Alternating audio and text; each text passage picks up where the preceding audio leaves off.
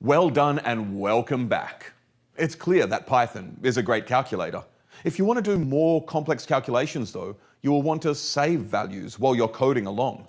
You can do this by defining a variable with a specific case-sensitive name. Once you create or declare such a variable, you can later call up its value by typing the variable name. Suppose you measure your height and weight in metric units. You're 1.79 meters tall and weigh 68.7 kilograms. You can assign these values to two variables named height and weight with an equal sign. If you now type the name of the variable height, Python looks for the variable name, retrieves its value, and prints it out. Let's now calculate the body mass index, or BMI, which is calculated as follows, with weight in kilograms and height in meters. You can do this with the actual values, but you can just as well use the variable's height and weight, like here.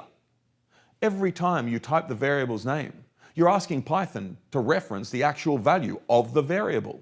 Weight corresponds to 68.7 and height to 1.79. Finally, this version has Python store the result in a new variable BMI. BMI now contains the same value as the one you calculated earlier. In Python, variables are used all the time. They help to make your code reproducible. Suppose the code to create the height, weight, and BMI variables are in a script like this. If you now want to recalculate the BMI for another weight, you can simply change the declaration of the weight variable and rerun the script. The BMI changes accordingly, because the value of the variable weight has changed as well. So far, we've only worked with numerical values, such as height and weight. In Python, these numbers all have a specific type. You can check out the type of a value with the type function. To see the type of our BMI value, simply write type and then BMI inside parentheses. You can see that it's a float, which is Python's way of representing a real number. So a number which can have both an integer part and a fractional part. Python also has a type for integers, int, like this example. To do data science, you'll need more than ints and floats though. Python features tons of other data types. The most common ones are strings and booleans. A string is Python's way to represent text. You can use both double and single quotes to build a string, as you can see from these examples. If you print the type of the last variable here, you see that it's str, short for string. The boolean is a type that can either be true or false. You can think of this as yes and no in everyday language.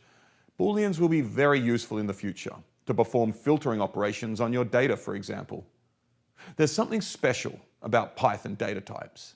Have a look at this line of code that sums two integers, and then this line of code that sums two strings. For the integers, the values were summed, while for the strings were pasted together. The plus operator behaved differently for different data types.